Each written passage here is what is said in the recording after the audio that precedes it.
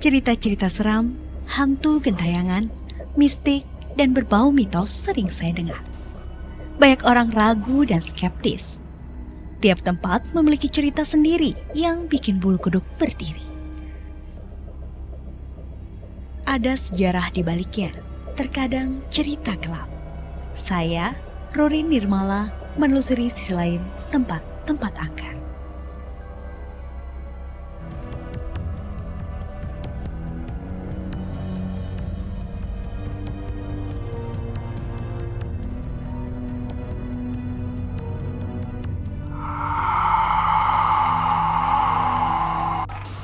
Kedengaran apa? Suara tangisan dari sebelah kiri.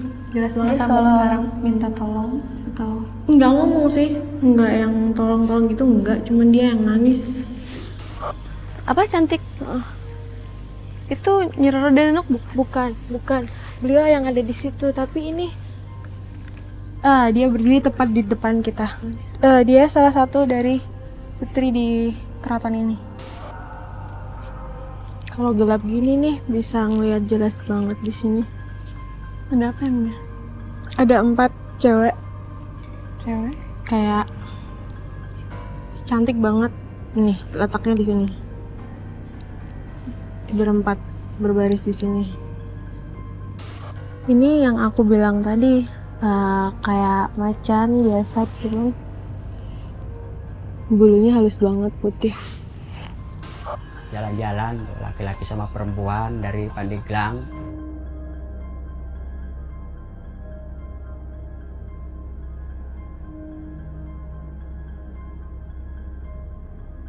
Itu kan mau naik ke tangga. Jadi sebelumnya naik ke tangga itu ada yang ngeplak dari belakang. Pernah tengok begitu orangnya tinggi.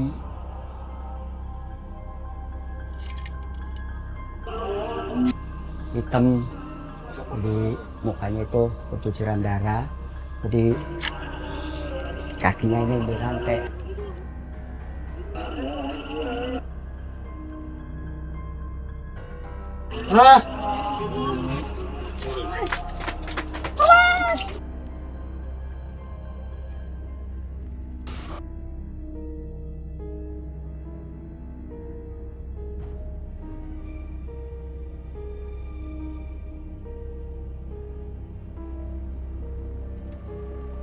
Benteng Spelwick, sebuah bangunan bersejarah peninggalan abad ke-17. Dulunya digunakan sebagai benteng pertahanan pasukan Belanda yang bermarkas di wilayah Kesultanan Banten. Sekarang kondisinya tak lagi utuh. Namun beberapa bagian benteng masih terlihat kokoh. Di beberapa sisi terdapat bekas bastion-bastion yang berdiri di atas dinding benteng. Bastion merupakan tempat prajurit Belanda berjaga, mengamati musuh dari ketinggian.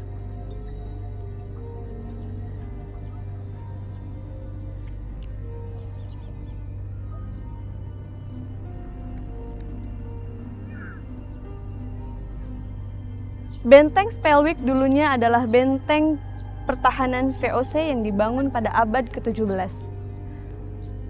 Keberadaan benteng ini dijadikan simbol kolonialisme pada masa itu, sekaligus penanda berakhirnya kejayaan Kesultanan Banten.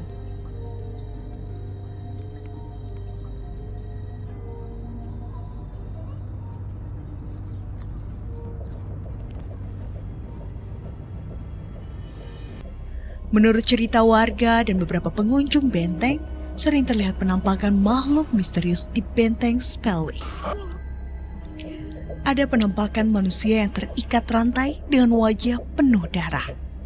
Juga penampakan makhluk tinggi besar dan hitam yang kerap muncul di kegelapan. Di bagian bawah benteng Spelwick terdapat sebuah lorong yang gelap. Konon dulunya digunakan sebagai ruang penyimpanan senjata, logistik, dan kamar tahanan. Menurut warga, lorong ini adalah salah satu tempat terangker di benteng Spellwick. Beberapa pengunjung benteng pernah kerasukan di sini.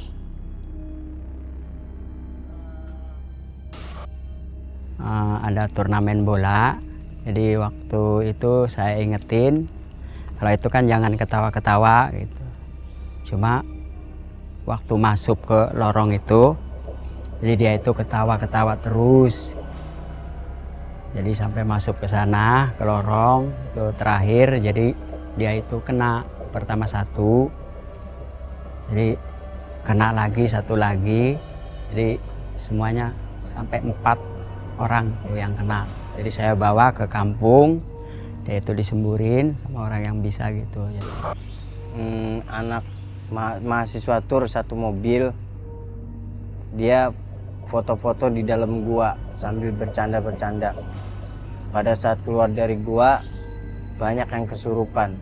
Pertama satu, dia pindah lagi salah satu, pindah lagi setelah salah satu. Ada 5 orang yang kesurupan. Udah itu dia langsung bawa ke kampung.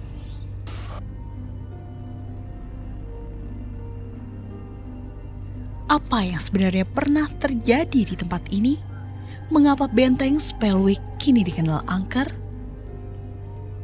Untuk mengetahui kebenaran keangkeran benteng Spellwick, saya akan menelusuri situs bersejarah ini bersama Intan, seorang teman sayang Indigo, yang bisa berkomunikasi dengan makhluk gaib.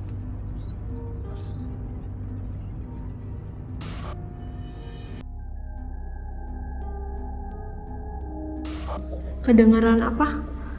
Suara tangisan-tangisan dari sebelah kiri. Jelas banget sampai sekarang minta tolong atau Nggak ngomong sih, nggak yang tolong-tolong gitu, nggak. Cuman dia yang nangis.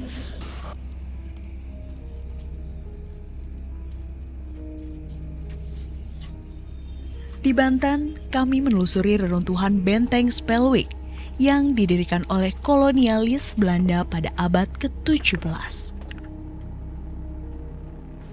Menurut cerita warga, banyak penampakan makhluk misterius yang sering terlihat.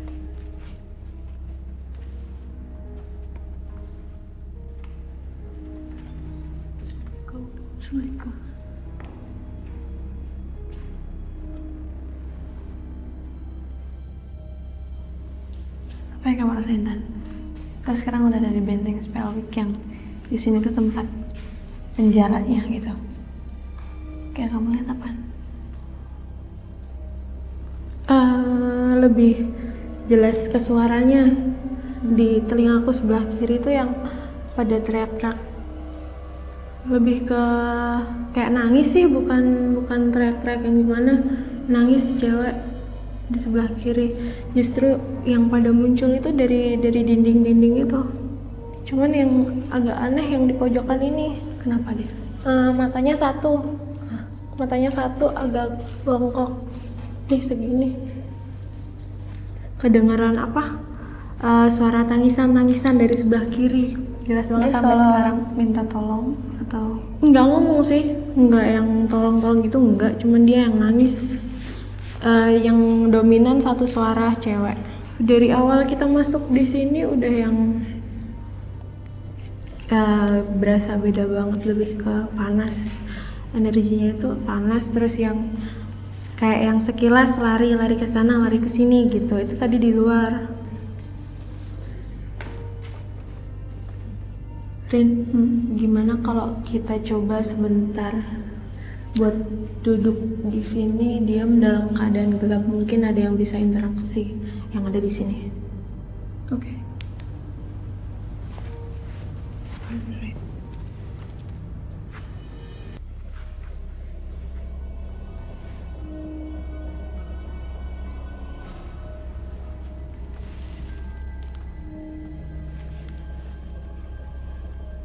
Gimana, Tan, setelah dimatiin? Sebentar, coba sebentar diam bentar ya. Apa? Ada apa? Keadaan gelap tanpa cahaya sama sekali, justru semakin nampak apa yang ada di sini semua. Dan itu hampir di sekitar kita itu ada Padat sih. padat banget, yang rapat gitu. Terus bentuknya macam-macam. Ada yang kepala doang terbang gitu, terus ada yang tinggi banget yang tadi aku bilang di situ. Di situ ada juga yang benar-benar padat. Di sini tuh di sekitar kita tuh kayak nggak ada sela gitu lah, saking banyaknya mereka.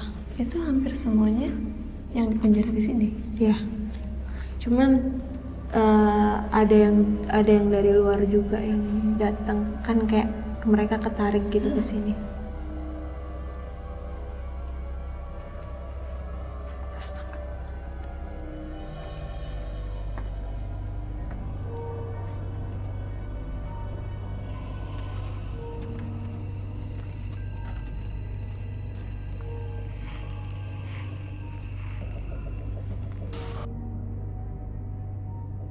Intan merasakan banyak fenomena gaib saat menelusuri benteng Spellwick malam hari. Tapi tidak bagi saya, tak satu pun fenomena yang terlihat maupun saya rasakan. Suasana sunyi, dingin, dan gelap di lorong benteng Spellwick sudah cukup membuat bulu kuduk saya berdiri. Keangkeran di benteng Spellwick semakin terasa dengan keberadaan makam kuno warga Belanda yang disebut makam Kerkhof di dalam kompleks bangunan benteng. Sejarah tersimpan di benteng Spellwick. Seorang arsitek Belanda, Hendrik Lucassen Kardel, merancang bangunan benteng pada masa pemerintahan Sultan Banten, Abu Nasr Abdul Qohar. Kemudian benteng dibangun dengan mengerahkan tenaga kerja orang-orang Cina yang dibayar dengan upah yang sangat rendah.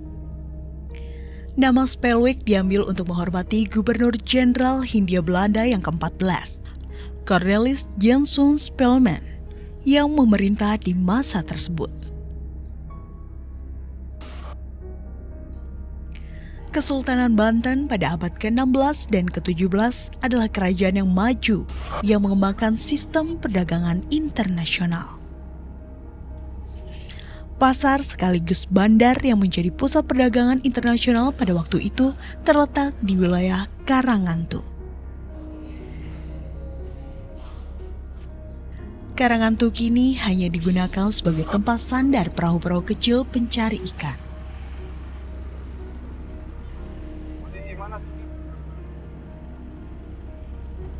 Banten pada masa lalu menjadi pusat kerajaan dan penyebaran agama Islam. Penduduknya mayoritas Muslim.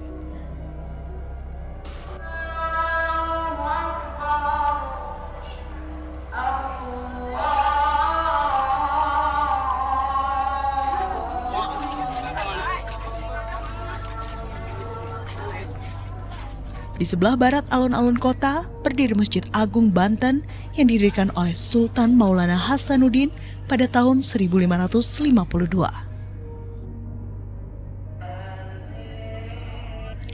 Pada saat itu, pusat kegiatan pemerintahan Banten terletak di Keraton Surosowan.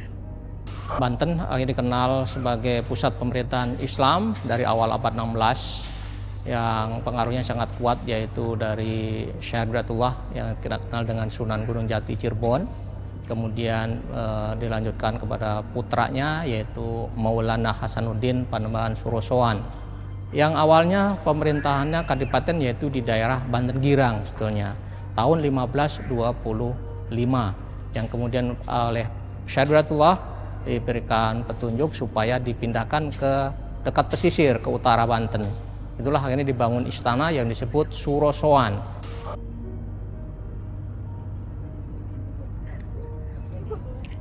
Keraton Surosowan dibangun pada masa pemerintahan Sultan Maulana Hasanuddin pada tahun 1526 sampai 1570. Sejarah mencatat, Keraton Surosowan beberapa kali dihancurkan dalam Perang Kesultanan Banten melawan kolonial Belanda. Kehancuran total pertama kali pada tahun 1680. Kehancuran kedua kalinya dan yang terparah adalah pada tahun 1813. Ketika itu, Gubernur Jenderal Belanda Herman Daendels memerintahkan penghancuran hingga Keraton Surosowan ditinggalkan penghuninya. Keraton Surosowan memiliki 3 gerbang masuk, masing-masing terletak di sisi utara, timur, dan selatan. Pada bagian tengah keraton terdapat bangunan kolam berisi air yang dipenuhi oleh ganggang dan lumut. Keraton Surosowan memang banyak memiliki ruang pemandian. Salah satu yang terkenal adalah bekas kolam taman bernama Balai Kambang Rorodenok.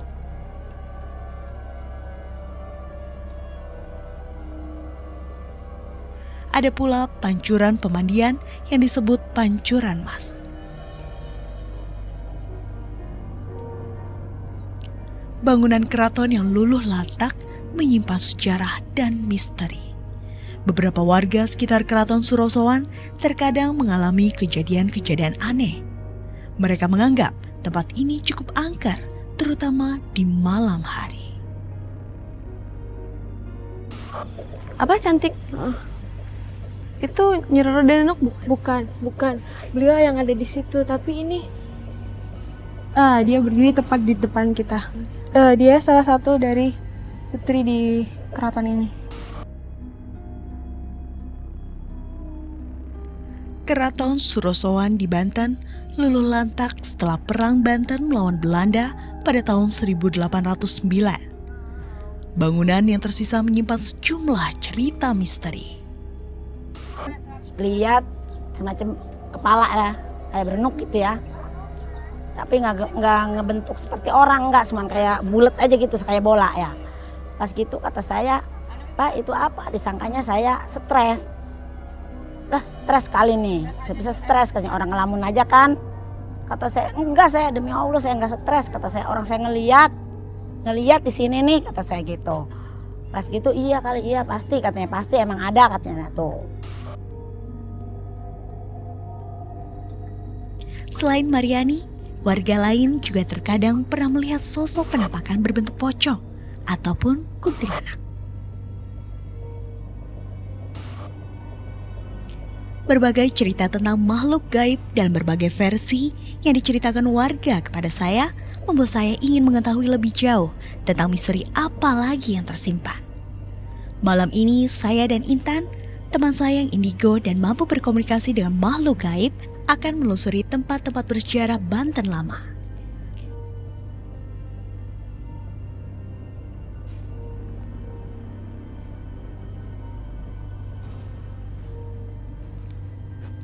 Assalamualaikum, permisi. Apa yang kamu lihat? Itu di sebelah situ ada sosok besar hitam yang dari tadi memperhatikan kita. Sama di ini setinggi dindingnya ini dia lebih tinggi yang memperhatikan gitu, jadi Mungkin karena memang ini ke bawahnya masih ada kan? Yap. Dan itu tuh kayak dia memperhatikan kita dari kita masuk. Awalnya negatif atau positif? Negatif. Dia sebenarnya bukan ini sih, nggak ada hubungannya sama sejarahnya di sini, cuman dia sekarang ada di sini, dia penghuni di sini gitu. Di sana ada tempat kayak pemandian gitu.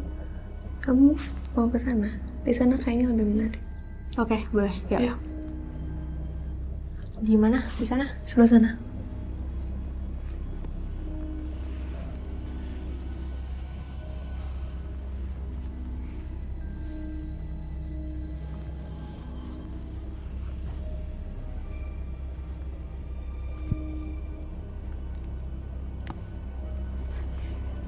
Tempat apa ini, Rin?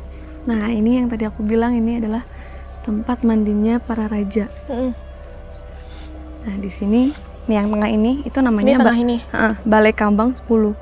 Pintu 10. Jadi pintunya 1, 2, 3, 4, 5, 6, 7, 8, 9, 10. Oke. Gitu. Nah, penunggu di sini tuh adalah ada yang namanya Nyimas Ayu Komalasari. Yang orang lain sering bilang kalau dia itu adalah Nyi Roro Denok. Kayak gitu. Dia dari aku Cirebon. tahu yang kamu sebutin itu deh. Itu ada di tengah. Oh, dia di tengah? Ya. Sekarang yang aku lihat dia pakai kayak baju hijau gitu, cuman yang panjang aja gitu. Terus pakai mahkota, cantik, kurus, khas banget. Lagi ngeliatin di sini. Ada di tengah persis ini yang aku center ini. Iya. Sini deh.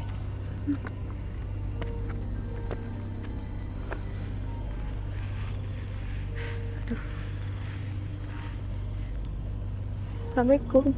Assalamualaikum. Permisi. Cantik nih. Apa cantik? Itu Nyi Roro dan Enok bukan? Bukan. Beliau yang ada di situ, tapi ini dia berdiri tepat di depan kita. Dia salah satu dari putri di keraton ini. Salah satu yang dulunya suka mandi berendam di sini, salah satu. Cuman beda, kalau yang di tengah itu dia tuh kayak apa ya? Kayak sosok yang paling cantik, terus kayak yang paling dihormatin gitu di zaman itu. Cuman ini yang orang biasa sih, cuman dia kayak kerabat gitu, masih kerabat. Si yang orang yang berada di sini, dia tinggalnya di dalam keraton ini. Kenapa? Kalau misalkan yang di tengah kan dia emang dari Cirebon, diperuntukkan ke sini buat ngebantu. Kalau misalkan yang di depan ini, dia emang tinggalnya di keraton ini atau gimana? Iya, dia ngangguk barusan ya. Jadi kamu ngomong itu dia dengar, dia ngangguk doang sama senyum. Tuh di sebelah situ tuh nggak ngerti kayak ada kepala tengkorak gitu. Jadi yang di sebelah sana yang kayak aku tadi bilang pasukan-pasukan gitu, itu tuh datangnya dari sana. Kayak yang mendekat gitu ke kita. Dan yang di sebelah sini itu sekarang banyak banget mereka berbaris yang kayak rakyat biasa gitu. Beda banget sama baju-bajunya tuh, beda banget sama yang di sini. Kalau yang tengkorak itu dia kenapa bisa? Nggak ngerti, tahu-tahu nih di sini nih. Center aku nih di sini. Tengkorak aja datang gitu. Bukan sebagai korban atau apa gitu, Enggak. Karena dia bisa dibilang baru 10 tahunan di sini. ada di sini. Banyak banget. Kelihatan kan di sini tuh cuma tinggal bangunan-bangunan apa sisa-sisanya aja gitu. Iya benar. Karena perang saudara itu. Nah, kamu bisa nggak sih ngejelasin ke aku Kak, secara penglihatan kamu, bisa flashback kamu, itu seperti apa sih sebenarnya dulu tuh? Jadi perang saudara itu sebenarnya yang satu itu cuma jelmaan gitu. Jelmaan, jadi bukan asli manusia gitu.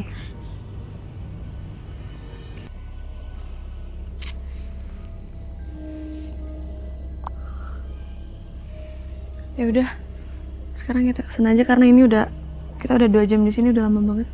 Mendingan kita langsung keluar aja yuk. Oke, yuk. Kalau gelap gini nih bisa ngelihat jelas banget di sini. Ada apa emangnya?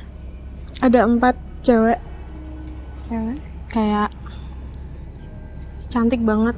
Nih letaknya di sini. Berempat berbaris di sini.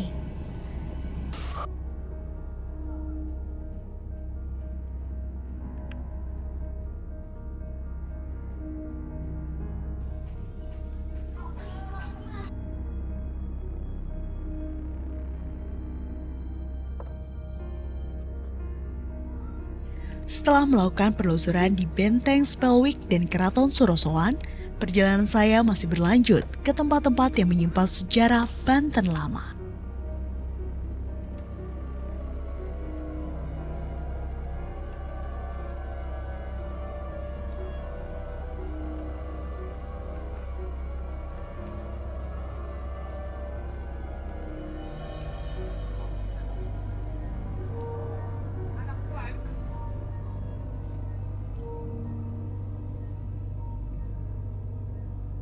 Saya berada di Kampung Kroya, Kecamatan Kesemen, Serang. Di tempat ini berdiri Keraton Kaibon, yang dulunya digunakan sebagai tempat kediaman Ibu Ratu Aisyah, ibunda dari Raja Banten ke-20, yaitu Sultan Syafiuddin.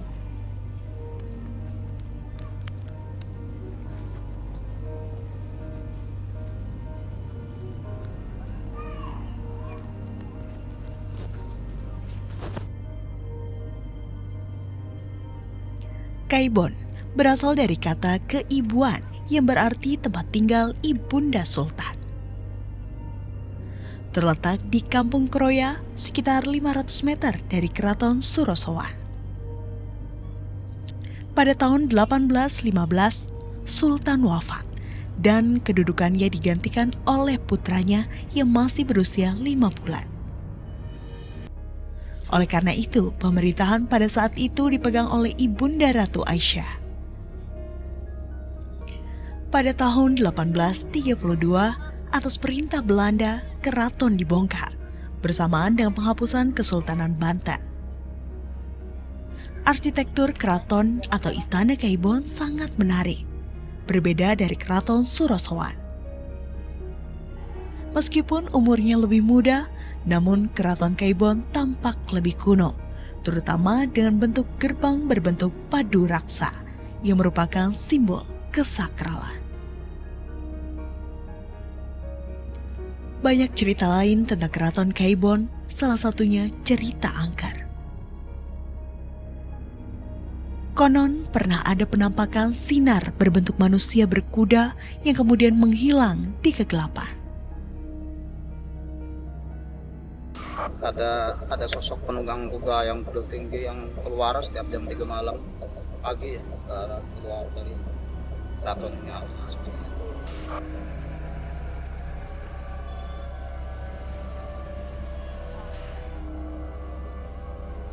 Apa saja fenomena yang ada di Keraton Kaibon ini? Saya dan Intan akan menelusurinya lebih jauh.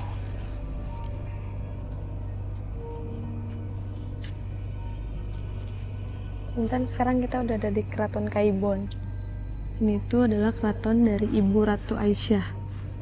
Nah, Ibu Ratu Aisyah itu adalah ibunda dari Raja Sultan Syafiuddin. Dia itu Raja Banten yang ke-20 di sini. Apa yang kamu lihat di sini, Tan? Coba kita ke sana dulu aja ya. Nah, aku belum begitu lihat aja. Nah, situ ya. Yuk.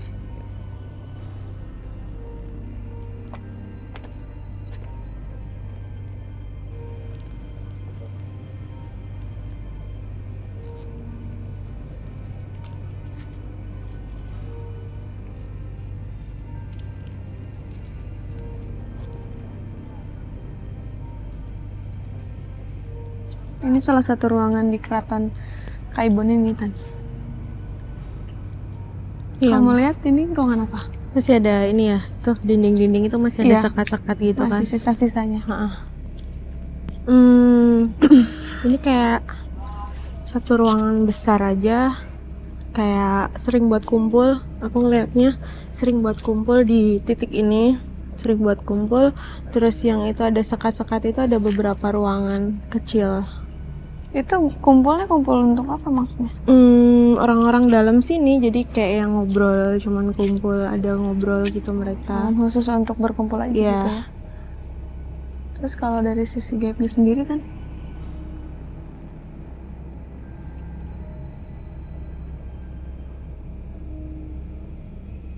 Dari ruangan ini sih yang kuat banget itu titik 1 sebelah sana. Terus sebelah sana, Di ujung sana. ya Atau ini yang aku center ini. Oke. Di ujung sana. Hampir di setiap titik narik nih di sini. Yang aku center ini untuk saat ini ada penghuninya di situ, ada astralnya di situ. apa itu? Sebentar, terus sebelah sini. Mungkin kita bisa ke situ. Kesini udah. Yang paling kuat di situ.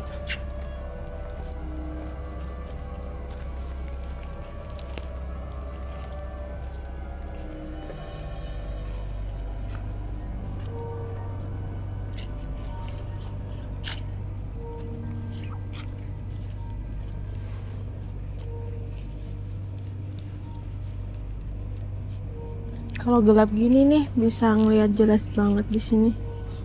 Ada apa emangnya? Ada 4 cewek Cewek? kayak cantik banget. Nih letaknya di sini.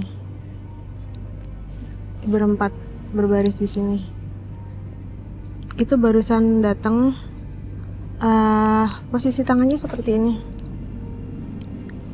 Bawa bunga di kayak mangkok kecil gitu. Bawa bunga 4-4-nya berbaris di situ pakai kuning, terus sininya kayak kemben, sini kain begini. Itu mereka kayak dari tempat ini tuh kayak yang melayani. Siapa tadi yang kamu bilang? Ibu Ratu Iya, Aisyah. tempat-tempatnya itu.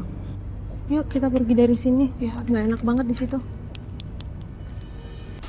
Ini yang aku bilang tadi, kayak macan biasa gitu. Bulunya halus banget, putih. Cuman aku sekarang belum lihat, tapi bisa dihadirkan. Penelusuran di Keraton Kaibon menemukan berbagai fenomena yang tak jauh berbeda dengan penelusuran di Benteng Spellway dan Keraton Surosowan. Semuanya menyimpan berbagai cerita misteri. Saat sedang menelusuri Keraton Kaibon, Intan banyak merasakan fenomena gaib dan melihat penampakan berbagai jenis makhluk halus. Bentuknya kayak harimau gitu, tapi putih. Bulunya halus, putih semuanya. Dia sebadan memang putih. beneran harimau atau jelmaan? Dia piaraan di sini. Fokus, kamu dalam hati bilang cuman pengen merasakan keberadaan dia ada di sini. Pejamin mata terus ya.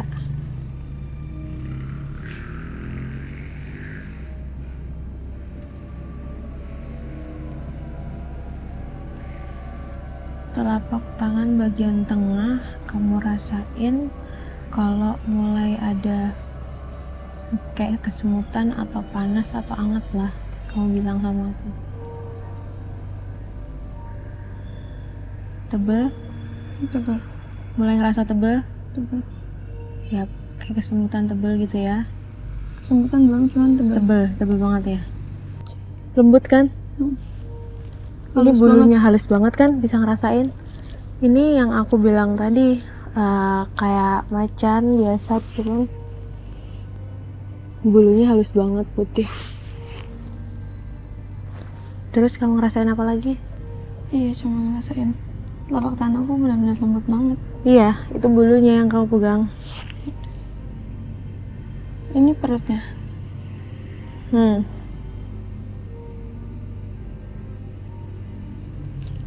Bisa kebayang gedenya seberapa? Ini dia posisinya lagi tengkurap gitu, tapi Iya. agak gitu kan? Iya, nengok ke arah kita. Ya gitu. Mau pegang kepalanya nggak? Bang.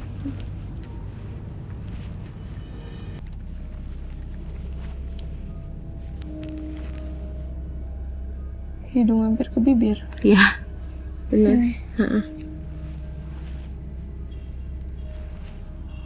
Tapi nggak gigit loh. Kenapa? Nggak kayak mau ngegigit biasanya. Enggak, kan dia diam aja. Dia diam aja, Iya. dipegang diam aja, dia nggak gerak sama sekali. Kepalanya mengarah ke kita, bisa ngerasain itu. Ini aku lagi tetap mau sini gitu. Oke, cukup.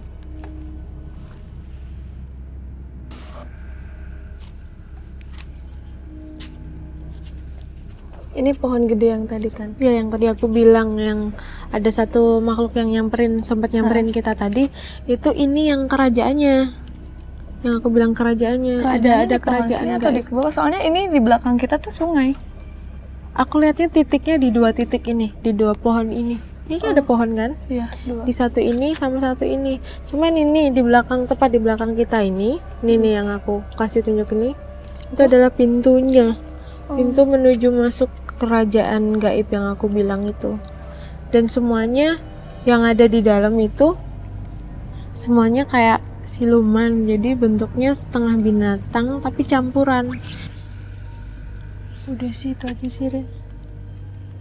Oke, ya udah. Karena aku udah dapet informasi banyak banget selain dari keraton ini, pohon ini, terus rosoan. Aku hampir udah ngumpulin semua informasi, jadi sekarang kita mendingan pergi dari tempat ini aja ya. Oke, yuk sana ya. Oke.